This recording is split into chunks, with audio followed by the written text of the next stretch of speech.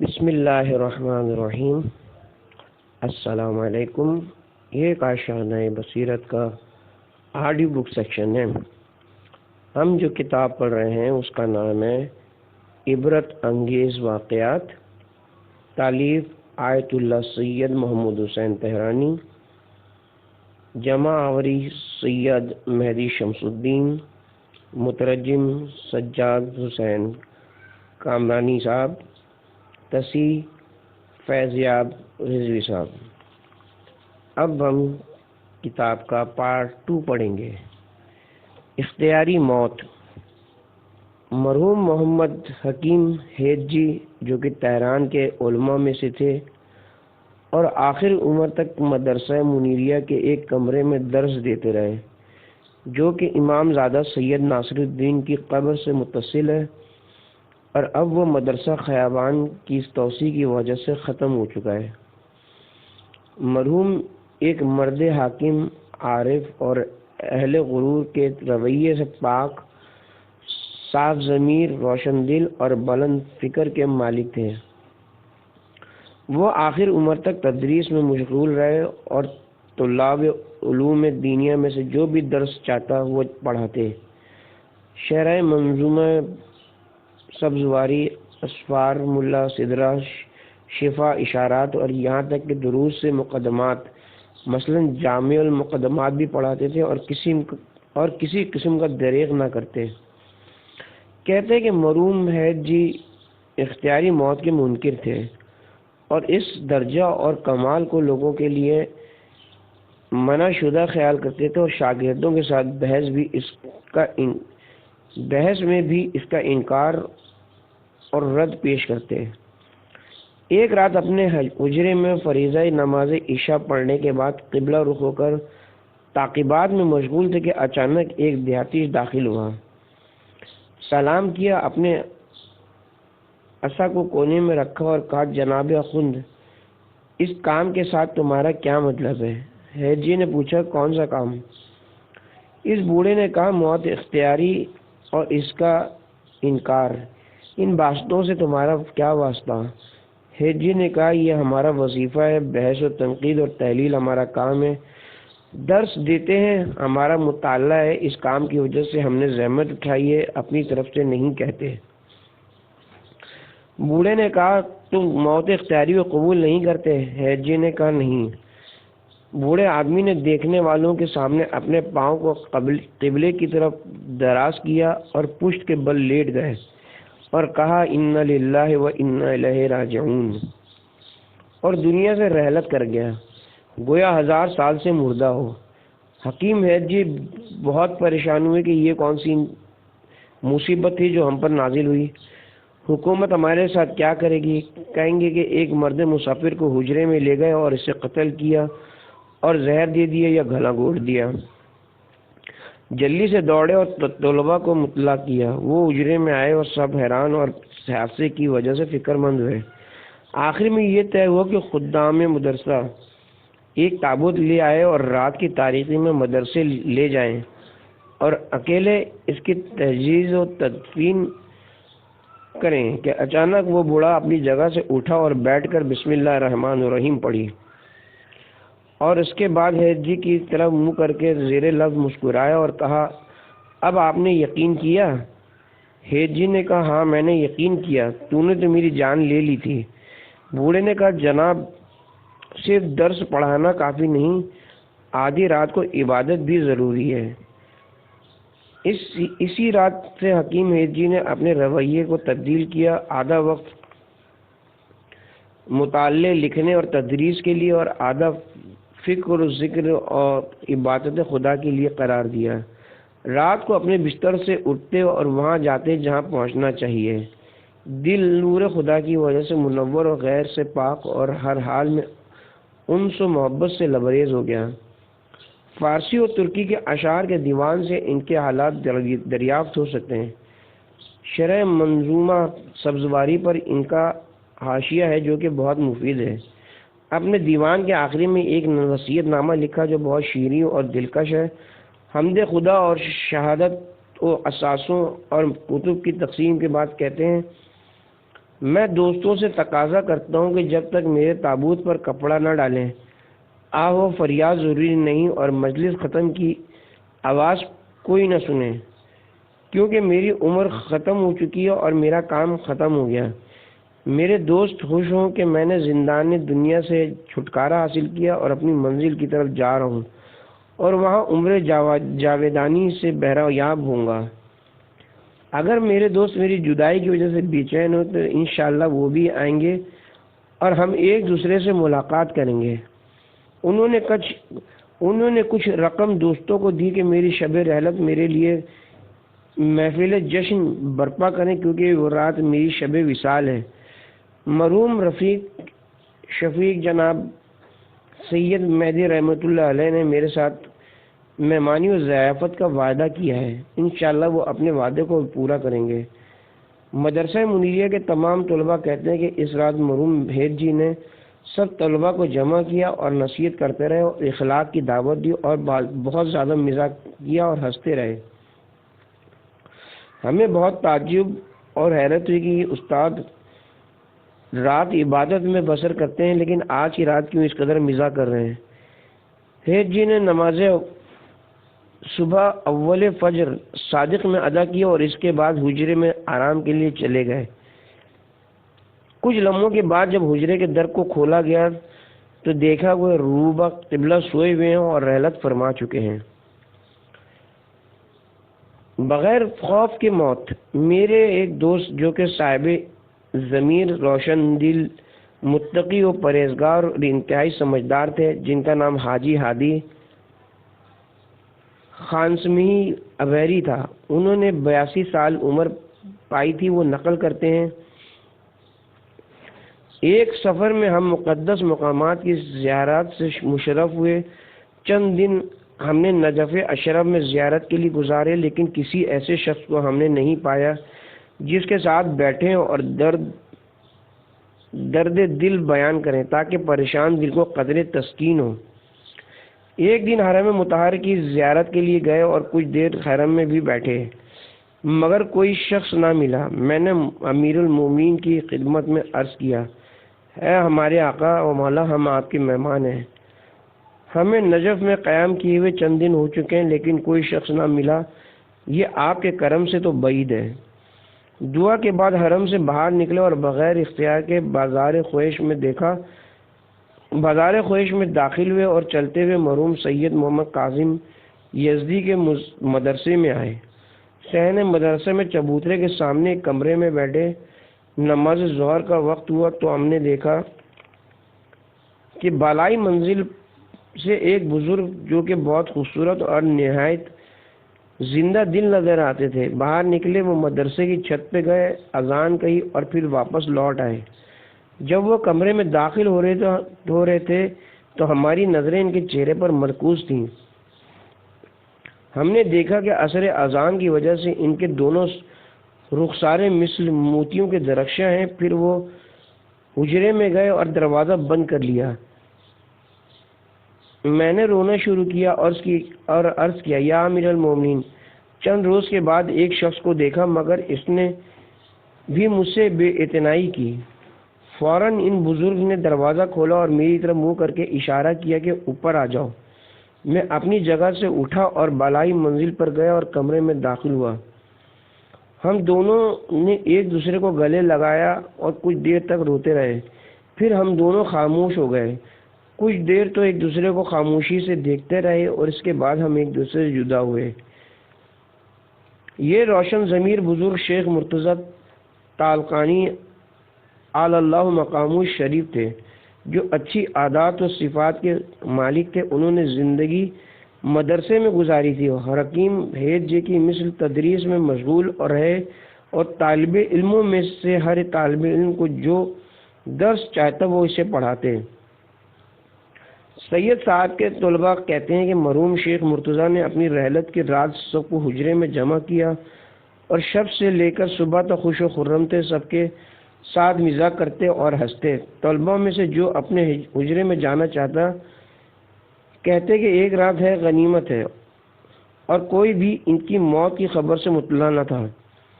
جب طلوع فجر ہوئی تو شیخ مدرسے کی چھت پہ گئے اور اذان کہی۔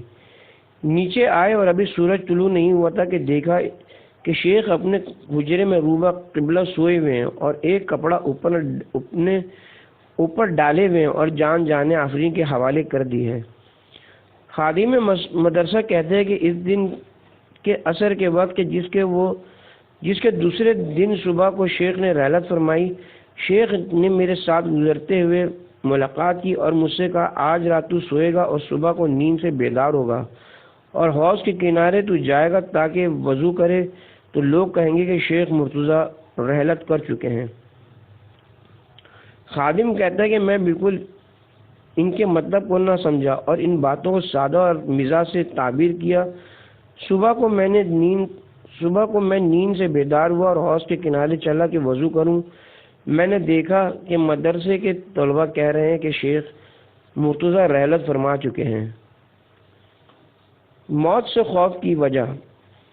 کتاب معنی الاخبار میں شیخ صدوق امام جعفر صادق علیہ السلام سے روایت کرتے ہیں کہ امام حسن علیہ السلام کا ایک دوست تھا جو کہ بہت مذاق کرنے والا تھا۔ کچھ مدت تک امام کی خدمت میں نہ آیا۔ ایک دن حضرت کی خدمت میں حاضر ہوا تو حضرت نے دریافت فرمایا کیا حال ہے؟ اس نے کہا اے فرزند رسول، زندگی گزار رہا ہوں، اس کے خلاف جو میں چاہتا ہوں اور اس کے خلاف جو خدا چاہتا ہے اور اس کے خلاف جو شیطان چاہتا ہے۔ حضرت امام حسین علیہ السلام ہنسے اور فرمایا کہ وہ کس طرح؟ اس نے عرض کیا وہ اس طرح کہ خدا بند عز و جل پسند فرماتا ہے کہ اس کی اطاعت کروں اور کبھی بھی اس کی نافرمانی نہ کروں، اور میں اس طرح نہیں ہوں۔ اپنے لیے پسند کرتا ہوں کہ ہرگز نہ مروں، مگر اس طرح بھی نہیں ہے۔ ایک اور شخص کھڑا ہوا اور عرض کیا اے فرزند رسول، ہم موت کو ناپسند کیوں کرتے ہیں اور اس کو دوست کیوں نہیں رکھتے؟ حضرت امام حسن علیہ السلام نے فرمایا سبب یہ ہے کہ تم نے آخرت کو تباہ اور دنیا کو آباد کیا، اس لیے تم ناپسند کرتے ہو کہ آباد جگہ سے منتقل ہو کر خراب جگہ کی طرف جاؤ۔ موت بہشت یا دوزخ کا پل ہے۔ امام زین العابدین علیہ السلام فرماتے ہیں روز عاشور امام حسین علیہ السلام پر بہت سخت مشکل دن تھا۔ جو لوگ حضرت کے ہمراہ تھے، جب حضرت نے ان کی طرف نظر کی تو دیکھا کہ ان کی حالت یہ تھی کہ جیسے جیسے حالات سنگین ہوتے ان کے چہرے کا رنگ تبدیل ہوتا اور ان کا جوڑ کانپتا اور ان کے دلوں کی دھڑکنیں تیز ہو رہی تھی۔ لیکن حضرت امام حسین علیہ السلام اور ان کے بعض خاص اصحاب کی حالت اس طرح سے تھی کہ ان کے چہرے روشن تھے اور اعضاء سکون میں تھے اور دل آرام میں تھا۔ یہاں بعض نے ایک دوسرے سے کہا دیکھا تم نے، گویا یہ شخص موت سے بالکل خائف نہیں۔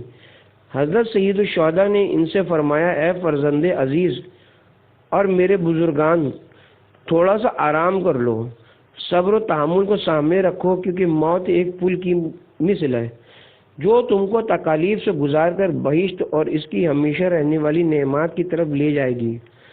تم میں سے کون ہے جو زندان سے روشن محل کی طرف منتقل ہونے کو ناپسند کرتا ہو؟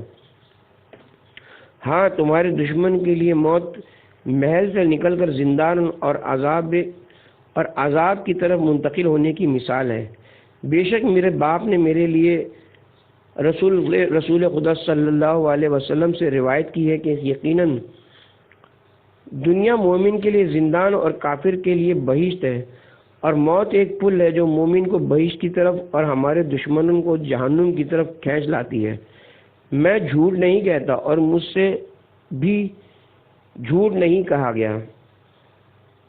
موت بہترین حالات میں۔ صوفیوں میں سے ایک مدینے کا رہنے والا ایک شخص کا نام محمد بن مکندر تھا۔ ایک دن اس نے حضرت امام محمد باقر علیہ السلام سے ملاقات کی۔ اس نے دیکھا کہ حضرت گرم ہوا میں دو غلاموں کے کندھوں کا سہارا لیے ہوئے فربہ بدن کے ساتھ نخلستان کی طرف جا رہے ہیں۔ یہ دیکھ کر محمد بن مکندر نے اپنے آپ کو کہا کہ آیا زہد اسی کو کہتے ہیں۔ ابھی میں جاتا ہوں اور ان کو نصیحت کرتا ہوں۔ وہ ان کے سامنے آیا اور کہا، اس گرم ہوا میں حصول دنیا کے لیے اس کیفیت کے ساتھ جانا مناسب نہیں۔ اگر اس حالت میں موت آ جائے تو پروردگار کے سامنے کیا جواب دیں گے؟ حضرت نے توقف فرمایا اور اس کی طرف منہ کر کے فرمایا، اگر میری موت اس حالت میں آ جائے تو بہترین موت ہے کہ میں اپنے وظیفے کو انجام دینے اور اپنے عیال کے لیے کسب حلال اور حفظ آبرو زندگی کی خاطر آبرو زندگی کی قوت لا یموت کے لیے جا رہا ہوں، اور الحمدللہ میں خدا کے حضور معجور و معصاب ہوں گا، اور میں اس موت سے ڈرتا ہوں جو ایسے حال میں آئے کہ میں مصیبت کا مرتکب ہو کر جاؤں۔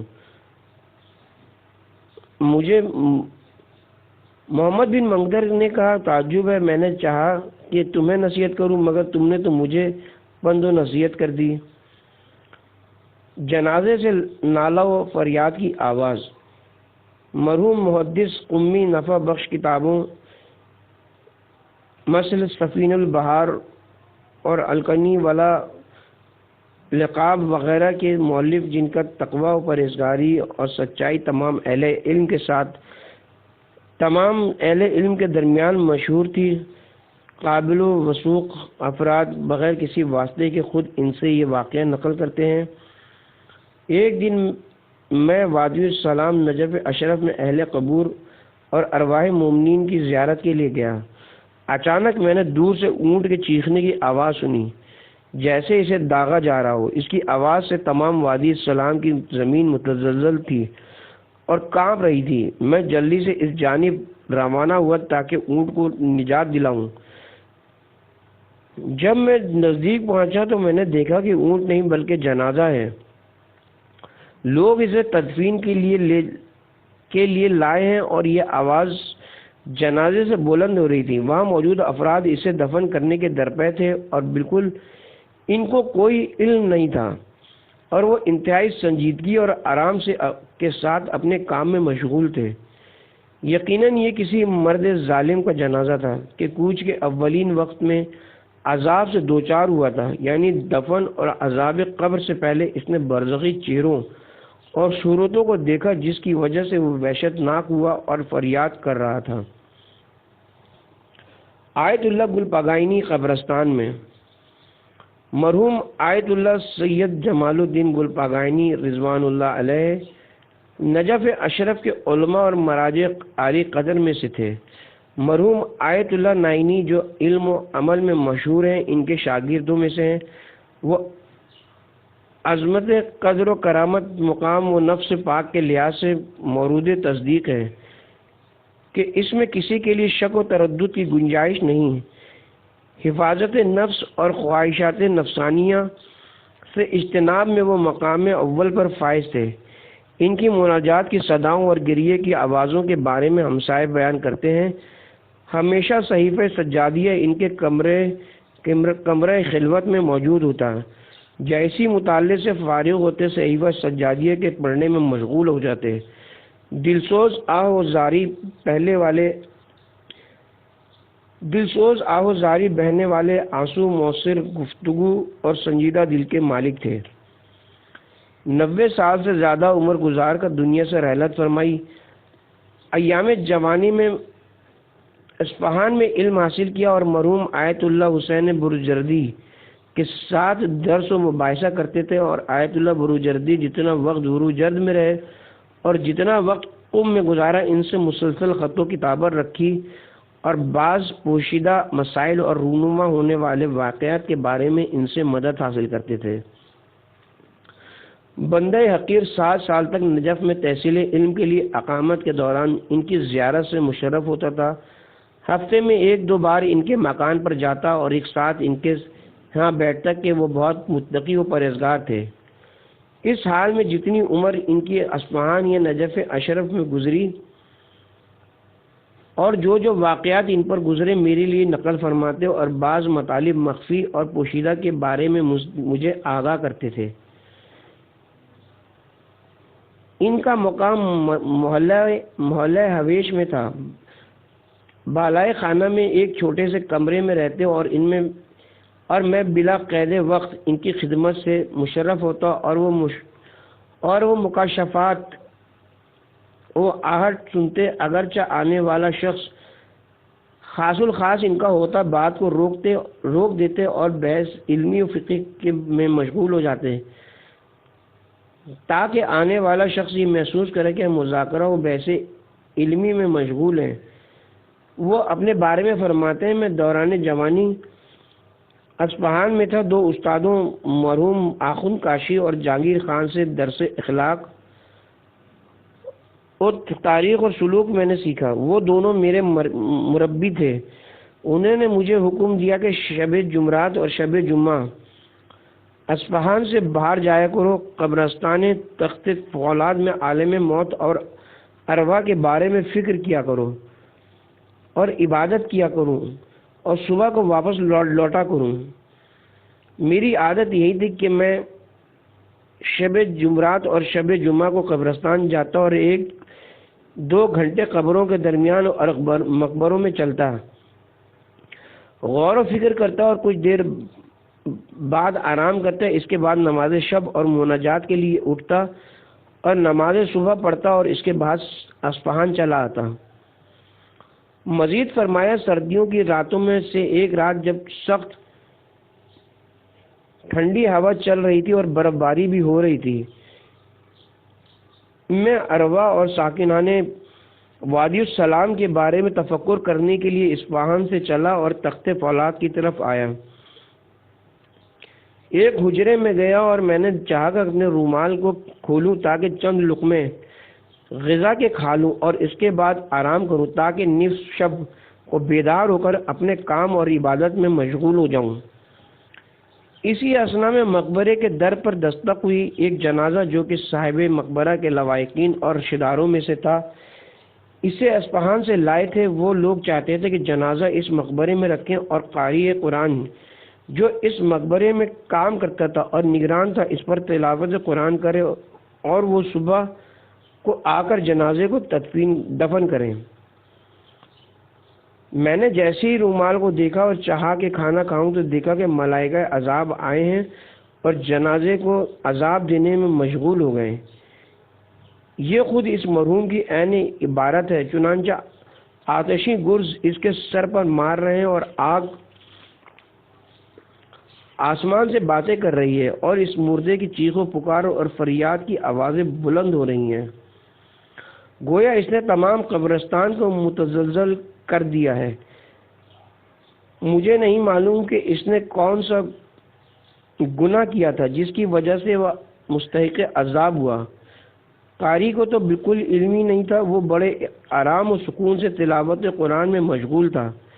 اس منظر کا مشاہدہ کرنے کی وجہ سے میری حالت متغیر ہو گئی، بدن کانپنے لگا، رنگ اڑ گیا۔ جتنا بھی میں صاحب مقبرہ کو دروازہ کھولنے کا اشارہ کرتا تاکہ یہاں سے نکل جاؤں، لیکن وہ میرے اشاروں کو نہیں سمجھ رہا تھا، اور جتنا بھی میں بولنا چاہتا میرے لب حرکت نہیں کر رہے تھے، گویا میری زبان مقفل ہو چکی تھی۔ آخر میں نے اسے سمجھایا کہ جلدی سے دروازے کی زنجیر کھول، میں جانا چاہتا ہوں۔ اس نے کہا، جناب ٹھنڈی ہوا چل رہی ہے، برف نے زمین پر اپنی سفید چادر تان لی ہے، راستے میں بھیڑیوں کا خطرہ بھی ہے، وہ آپ کو گزند پہنچائیں گے۔ جتنا بھی میں نے چاہا کہ اسے سمجھاؤں کہ مجھے یہاں بیٹھنے کی طاقت نہیں، اس نے نہ سمجھا۔ ناچار و مجبور میں نے کمرے کے دروازے کو کھولا اور باہر نکل آیا، اور اصفہان جو کہ زیادہ مسافت پر واقع نہیں تھا بڑی مشکل سے پہنچا۔ راستے میں کئی بار زمین پر گرا، آخر خدا خدا کر کے اپنے حجرے میں پہنچا۔ 1 ہفتہ بیمار رہا۔ اس دوران مرحوم آخوند کاشی اور جہانگیر خان میرے حجرے میں آتے اور میری دلجوئی فرماتے، مجھے دوائی دیتے۔ جہانگیر میرے لیے کباب بنا کر لاتے اور زبردستی میرے منہ میں دیتے، یہاں تک کہ آہستہ آہستہ میری طاقت و قوت بحال ہوئی۔ سرکش لوگوں کی ارواح کے ساتھ کلام۔ آیت اللہ گل پاگائنی نے فرمایا، ایک دن میں وادی السلام میں اہل قبور کی زیارت کے لیے گیا۔ چونکہ ہوا بہت گرم تھی، میں اس میں اس چھت کے نیچے بیٹھ گیا جو ایک قبر کی دیوار پر بنائی گئی تھی۔ میں نے امامہ سر سے اتارا اور ابا کو ایک طرف رکھا تاکہ کچھ دیر کے لیے آرام کر لوں اور پھر واپس پلٹ جاؤں۔ اسی حال میں نے دیکھا کہ ایک مردوں کی جماعت جن کے لباس پارا پارا اور فرسودہ اور وضع انتہائی کثیف تھی میری طرف آ رہے ہیں۔ انہوں نے مجھ سے طلب شفاعت کی اور کہا ہماری حالت بہت خراب ہے، خدا سے دعا کریں کہ ہمیں معاف فرمائے۔ میں نے ان کو سختی سے جواب دیا اور کہا دنیا میں تمہیں اچھے کاموں کی کتنی ترغیب دی گئی، لیکن تم نے کسی کی بات نہ سنی۔ اب تم اپنے گزشتہ کاموں سے طلب عفو کرتے ہو، دفع ہو جاؤ اے سرکشو۔ وہ فرماتے ہیں کہ یہ عرب کے وہ افراد تھے جو دنیا میں متکبرانہ زندگی گزارتے تھے اور ان کی قبریں اس قبر کے اطراف میں تھی جس پر میں بیٹھا تھا۔ موت کی تعریف۔ امام حسن عسکری علیہ السلام نے فرمایا میرے والد امام علی بن محمد نقی علیہ السلام اپنے ایک صحابی کی عیادت کے لیے تشریف لے گئے جو بستر مرگ پر پڑا تھا۔ امام نے دیکھا کہ وہ شخص رو رہا ہے اور موت کے خوف کی وجہ سے چلا رہا تھا۔ حضرت نے فرمایا اے بندے خدا، تم موت سے اس لیے وحشت و خوف محسوس کرتا ہے کہ تجھے موت سے آشنائی نہیں ہے۔ اس کے بعد فرمایا میں تجھ سے سوال کرتا ہوں، ہو سکے تو جواب دے۔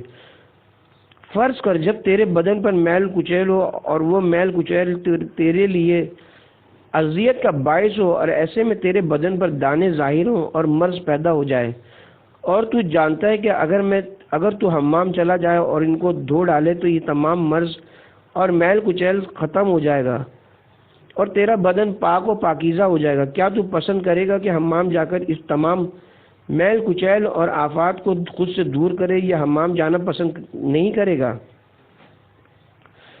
مریض نے عرض کیا اے فرزند رسول، میں چاہوں گا کہ حمام جاؤں اور اس میل کچیل کو خود سے ختم کروں۔ حضرت نے فرمایا موت بھی اسی حمام کے حکم میں ہے جو انسان کو ان گناہوں سے پاک کرتی ہے جو اس نے انجام دیے۔ اس کے بعد حضرت نے سوال کیا اے بندے خدا، چھوٹا بچہ اور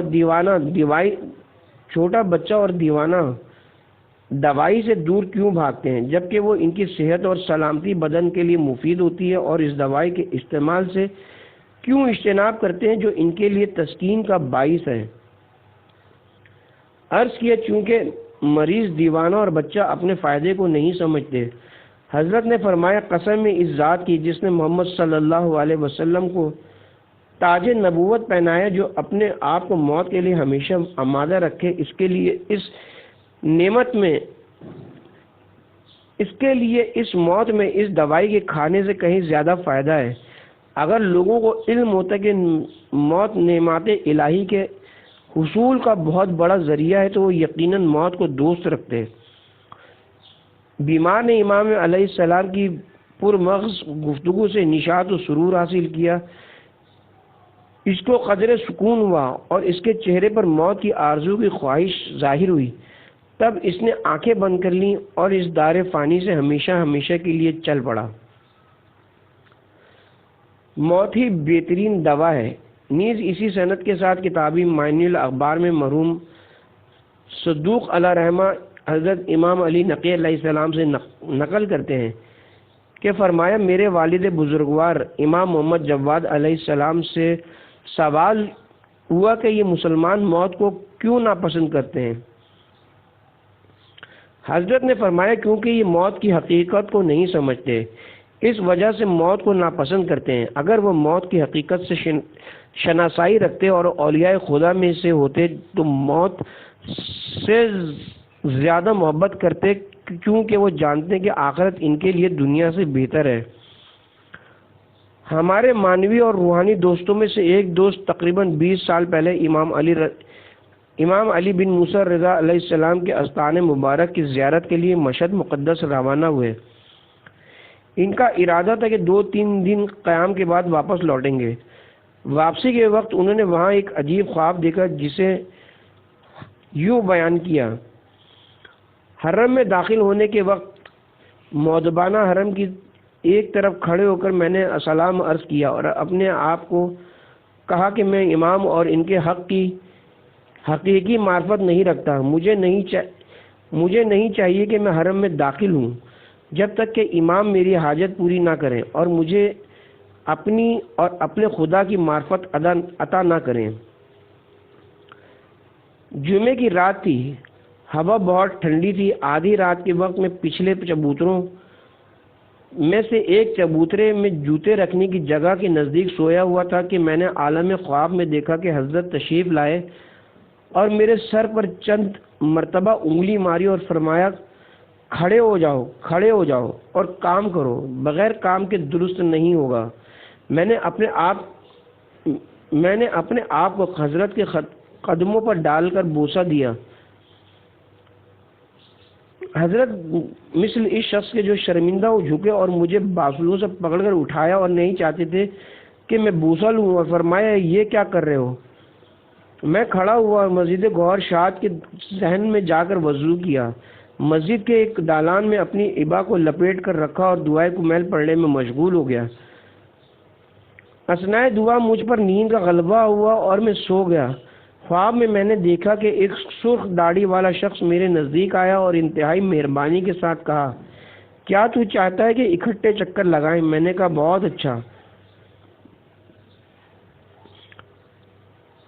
ہم اکٹھے روانہ ہوئے. مجھے قرۂ ارض کی دور تک سیر کرائی اور بصورت پرواز ہر شہر کے اوپر سے گزرے. ان شہروں کے تمام افراد کو دیکھا اور ان کے اچھے اور بروں کو پہچانا اور دریاؤں سمندروں سے گزرتے ہوئے قبر رسول اور صدیقہ کبریٰ اور بقیہ میں مدفون ائمہ کی زیارت کی اور اس کے بعد نجف اشرف، کربلا معلیٰ اور ائمہ کاظمین و سامرہ علیہم السلام کی زیارات سے مشرف ہوئے. وہ شخص ہر جگہ میرے لیے زیارت پڑھتا اور عجیب و غریب مطالب میرے لیے نقل کرتا اور تمام راستے میں میرے ساتھ مشغول گفتگو رہا. میں نے بہت سے بزرگان اور لواحقین کے حالات کے بارے میں اور ان کے انجام کی بابت سوال کیا اور اس نے جواب دیا. میں نے آبا و اجداد جو کہ رحلت کر چکے ان کے بارے میں سوال کیا. اس نے سب کا ایک ایک کر کے جواب دیا. اس کے بعد مجھے آسمان کی طرف لے کر وہاں ہم ملائکہ اور ارواح انبیاء و اولیاء کی ملاقات سے مشرف ہوئے. بہشت کی سیر کی اور بہشت کی نعمتوں کو ملاحظہ کیا جو کہ قابل توصیف نہیں اور جہنم کے ساتھ پلک جھپکنے میں گزرے اور اس کی کیفیت عذاب کو دیکھا جو کہ قابل بیان نہیں. اس سیر کے بعد مجھے فرمایا کیا تو چاہتا ہے کہ واپس لوٹیں. میں نے کہا ہاں. ہم واپس چلے. جیسے ہی ہم مسجد گوہر شاد میں داخل ہوئے تو اس نے جاننا چاہا اور کہا اس تمام سیر و تفریح میں 5 منٹ صرف ہوئے ہیں. میں نے کہا 5 منٹ؟ اس نے کہا ہاں 5 منٹ. جیسا کہ میں نے کہا اس لیے کہ تو وحشت ناک نہ ہو وگرنہ 5 منٹ بھی صرف نہ ہوتے کیونکہ وہاں زمان و ساعت نہیں ہے. پس انتہائی لطف و مہربانی کے ساتھ خدا حافظ کہہ کر جانے کے لیے تیار ہوا. میں نے کہا کہاں جاتے ہو؟ مجھے تمہارے ساتھ کام ہے. اس نے کہا میں جانا چاہتا ہوں. انشاءاللہ جب بھی ضرورت ہوگی تمہارے پاس آؤں گا. میں نے کہا بہت سے عجائب و غرائب کے بارے میں آپ نے تھوڑے سے وقت میں آگاہ کیا اور زمین و آسمان کے بہت سے مقامات کی طرف مجھے لے گئے. اس نے کہا کوئی تعجب کی بات نہیں اور خدا حافظ کہہ کر چلا گیا. میں خواب سے بیدار ہوا اور گھڑی کی طرف نظر کی. میں نے دیکھا کہ 5 منٹ میں نے دعائے کمیل کے بقیہ حصے کو پڑھنا شروع کیا. یہ خواب اتنا عجیب اور جس کے مطالب دلکش اور طولانی تھے کہ انہیں الفاظ میں بیان نہیں کیا جا سکتا. وہ جناب 3 روز تک اپنے خواب کو بیان کرتے رہے اس طریقے سے کہ صبح کو آتے، ظہر تک بیان کرتے، پھر ہم مسجد چلے جاتے اور ظہر کے بعد پھر آتے اور بقیہ حصے کو بیان کرتے یہاں تک کہ سورج غروب ہو جاتا اور پھر مسجد کے لیے روانہ ہو جاتے. اسی طریق پر خواب کا 3 دن تک سلسلہ جاری رہا. یہ خواب اتنا عجیب تھا کہ انہی دنوں میں بندہ حقیر ہمدان میں حضرت آیت اللہ جناب شیخ محمد جواد انصاری ہمدانی کی زیارت سے شرفیاب ہوا اور اس خواب کو ان کے سامنے نقل کیا۔ انہوں نے بھی تعجب کیا اور فرمایا یہ ایسا خواب ہے جس کی نظیر اس زمانے میں نہیں ملتی۔